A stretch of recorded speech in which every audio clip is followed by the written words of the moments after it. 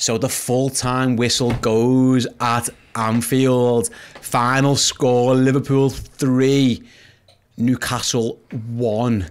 And Liverpool come from behind to secure a vital 3 points. It wasn't always easy. It wasn't always pretty.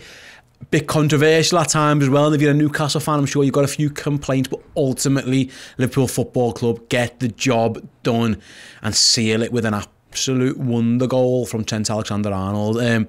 Right, Errol, quick little recap before we head off to our other shows. I suppose the first point we get to is obviously like the uneasiness at the start when we hear that Liverpool have got 3 positive COVID cases and everyone's a little bit nervy and it's a bit uneasy. And it's you know it's your 2 spine players. It's Van Dijk and it's Fabinho. We mentioned before, I wonder if it's going to be any apprehension, any nerves, any whatever. But Liverpool seemed to deal with it pretty well. They had the odd couple of mistakes, but on the whole, they were a dominant team there and more than deserved that win. Yeah, no, absolutely. And, you know, it could have been clouded by the COVID news. It could have been a bit of a sideshow to that because everybody's kind of got one eye on what's going to happen in the next couple of days. But Liverpool's main focus today should have been getting 3 points, putting out a strong enough side to dispatch of this Newcastle side that haven't been on a great run of form, and get another good performance in terms of your confidence as well going into what could still be a congested period of games. And we've ticked all of those boxes. We've done it professionally. We kind of shot ourselves in the foot when we giving away the first goal, but sometimes it's, in hindsight, it's nice to be able to come back. It's always great when everything's going your way and you're just steamrolling teams, but to show that you've got a little bit of grit and got a little bit of metal, and there was still plenty. We had 85 minutes still to play, so I never thought for 1 minute that they was going to put men behind the ball. It was going to be difficult to actually get a goal. But it was just that fact, other teams dropping points tonight as well. I think we'll probably mention that in some of the other shows. So it was great. Just one more final shout out from me before we go off. I think I've just missed his name as well there. It was a Ste something, and it's his birthday. So if there is a Stefan or a Steve in the chat there, happy birthday, fella. I'm glad you enjoyed the result, watching it with us. Thank you. Speaking of our Club Legend Discord chat, I've got a few chats here. So Tom P said it was a fairly ordinary second half, but that lightning bolt from Trent was solid. Ryan Senor said good win for the Reds. There's also a lot of celebration in the Discord chat about the fact that Everton got points against Chelsea, which obviously we'll talk about later. And then finally, we've got odd bod about Trent strike against us. The goalie's been brilliant and he got a finger on that. The Trent shot, most goalies wouldn't have even got close enough. To be fair, I spoke to Lee Ryder in the opposition preview before the game and I asked about Dubravka because there's been a few questions about him. But he makes some really good saves. He's a bit unfortunate. Yeah, he's a bit unfortunate. To be honest. I think his kicking's a little bit suspect, but in terms of shot stopping and being big in front of his goal and stuff like that, and commanding in his box, I think he is.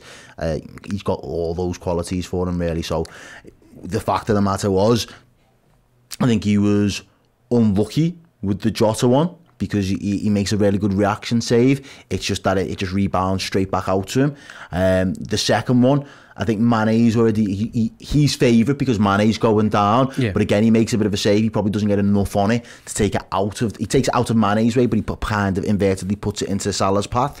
And then that third one, as the guy in the Discord says there, most keepers don't even get anywhere near that. The fact that he got a finger to it, can't get a strong hand, just shows how good of a goalkeeper he is at shot stopping. So absolutely crazy. Absolutely. Like I say, for those just wondering, we'll be over on Redmen Plus later for our instant match reaction. So if you do want to join us for that chat, where we go in depth on everything that's just happened, head on over to redmentv.com, sign up as either a club captain or club legend, and you'll get to stream that show live. Our club legends, by the way, get access to our Discord chat, and thank you to those who've been involved in the chat tonight. We've had John, we've had Odd Bob, we've had Scott, we've had Tom, we've had Ryan. Danny's been in there as well, and a few others. I think Steve was in there earlier. Yeah, Jeff was in there. Gareth's in there as well. Thank you to you wonderful club legends. You are beautiful, beautiful people, and we appreciate you joining the watch along with us. Right, Errol, before we obviously head to, we've got your reactions that Errol will be reading out later. I'm going to be doing player ratings, but your overall thoughts on an uneasy night for a lot of different reasons, but Liverpool star players, so we come out to play a little bit, and it's all wrapped up by the wonderful 10th goal as well. But I mean, like, we're in a luxury position where we can take Salah off after 70 minutes. Yeah. Like, when does that happen? Do you know what I mean? My takeaway from this is professional job done, job well done. Yeah. 3 points back on the board, still in the hunting pack. Get the players rested now.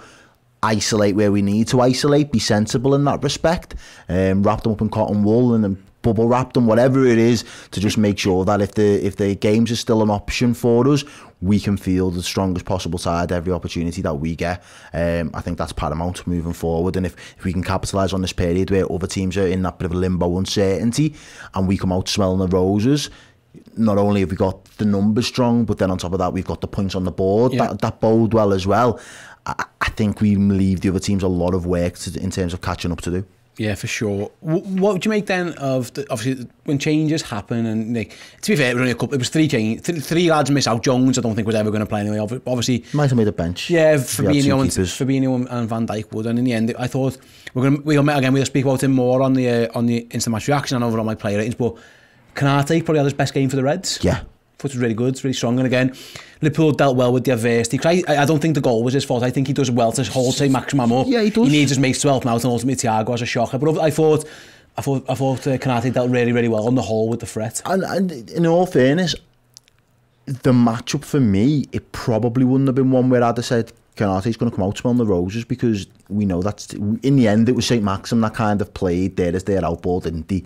And when he was playing in that role, you'd expect him to be really tricky, trying to drop the shoulder, a few step overs, whatever it is, and just kind of get away from his man, who was most of the time Konate. Konate just stuck to him like glue. He read him really well at times. He didn't get too tight to him so he could be spun off him. He didn't dive in and do any rash tackles or anything like that. He just played dead calm and was like, all right, I'm just going to watch the ball and I'll stand you up. Whatever you do, I'll just follow you. And if I can kind of push you far and wide away from goal, I'll do that. But I'm not going to dive in, and I'm not gonna get too tight to you so you can just spin me. And I think, to be honest, it definitely worked in his favour, and I genuinely believe that was probably one of his best performances in a red shirt against an opposition who I'd have thought would have given him, on paper, more problems. Yeah, for sure. So Liverpool, obviously, since November 7th is when they lost to West Ham. Since then, they've gone and they beat Arsenal, beat Porto, beat Southampton, beat Everton, beat Wolves, beat Milan, beat Villa, and now beat Newcastle. That's 8 games on the row at Liverpool. Have won 6 of those in the Premier League. I think I'm right in saying there. Like, Manchester City are setting a very, very ferocious pace, and they really are.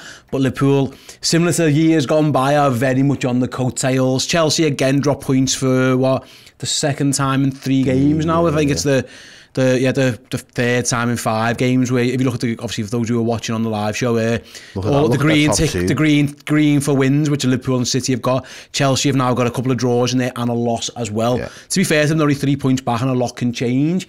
But it feels like a significant week in the title race for a whole host of reasons. On and off the pitch, but Liverpool have just done the job. And listen, at some point, they're going to hope that at some point Man City slip, and we have to be there to capture them and capitalise on it. Yeah, and City laid the marker down, didn't they? City laid the marker down by battering Leeds. Absolutely laying the floor. That was abuse. Yeah, people wouldn't get locked up for that shit. You know what I mean? That shit was abuse. It was borderline illegal. Liverpool again, though, just we'll keep, even if it's a 1-0 win at Wolves or wins against Villa, we'll just chip away at these 3 points. And I think the most important thing from a Liverpool perspective, in terms of confidence and momentum and all that's all well and good. But knowing that you've done it before and having that track record of being able to say we can push these all the way, and this time it might go in our favour. We could lose out again by 1 point, but we are capable of pushing these. Whatever result they get, either they get it first or we'll match it. And I think that was in my head, to start the season, why I always thought City are going to be your favourites because they're defending it, and you know what they're capable of in terms of their level when they really drill down and really work towards it.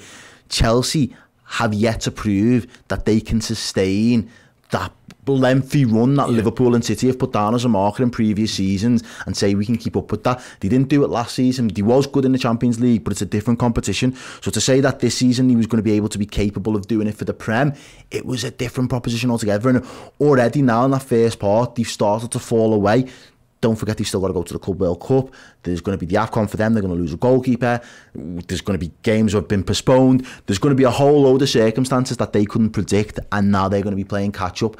So for me, it's still Liverpool and City's to lose in that respect, because I just don't think Chelsea over that sustained period will pick up enough points. Newcastle plays City next, by the way, so if you want to take some confidence from this performance and go and lay one on Man City, go for it. Yeah, we'd be more than pleased, more than happy to do that. Before we just start wrapping up then, like I say, guys, we will be streaming streaming live on YouTube very, very shortly with your reaction. So if you head over to the social accounts, either Facebook or Twitter, look for the post that Ross put out earlier, get your comments on the match, your thoughts on all the players, whether it's Trent's goal or the contentious first goal, whatever you want to talk about. Get over to Twitter now, let me know what you're saying, and Errol will pick the best of those and read them out. Then I will be over at the board later on for the player ratings as well. Got some big marks to give out, maybe a couple of lower ones as well. And then later on, we'll head on over to Redmen Plus for our instant match reaction. We'll go in depth for about 20 minutes to half an hour, and we'll go through all the finer details again. Our club legends who've been with us throughout the game, if you guys want to hang around in the Discord chat and get your comments in as well, please do so. It's a pleasure conversing with every single one of you, because we love you all very much. But in terms of that game, Errol, just to wrap it up, job done, 3 points. Yeah. Let's see where we're at with the COVID issue. Let's see if there's games this weekend. We can't do nothing about that. The future is what the future is. But Liverpool, more than professional, they had tons of excuses to get that wrong. Yeah. They had tons of excuses not to win that game because COVID and tiredness and fatigue and uncertainty and loads going on. But the job done, professional performance from a potentially championship winning team. Yeah, 100%, and that's all we needed to do today. We didn't need to, the performance was important, and I'm glad you did a good takeaway moments that we can discuss. But in terms of getting the result, we've said it for the last couple of weeks, the December period is probably the most grueling period of the season, and to have got to this point now, as you just said, then you read that record back, and we've won 6 Premier League games on the bounce since that loss at West Ham. It looks like that really was the rocket up the proverbial that we needed. It sparked us into life, and ever since, Liverpool have been a different beast. And if this is the beast that can remain for the end of the season, it is going to be a proper dogfight between us and City for that Premier League title. It is absolutely right, Errol. Thanks very much. We're gonna head off now. Like I say, guys, keep an eye on the channel, because Errol will be back very, very shortly with your reaction to that game. Thanks everyone again for the Club Legend Discord chat. Appreciate you guys being with us. Everyone who watched the watch along was in the YouTube chat as well. Yeah. Thank you guys very much. You made a very interesting night and very entertaining night, especially with the amazing cheese on toast talk, or cheese on the toast as it was. So thanks very much. We'll be back soon, but until then, we'll see you all later. Anfield under lights. Everyone, thanks so much for watching. If you want more from us, then please do consider joining Redmen Plus, our Liverpool streaming service, with extra shows, bonus features, interviews and incredible documentaries like Netflix for Liverpool fans. We've got the club captain and the club legend here. If you join as a club legend, you get your name in this wonderful list here. Look at them wonderful legends. Anyway, Redmen Plus on the redmentv.com. Join up.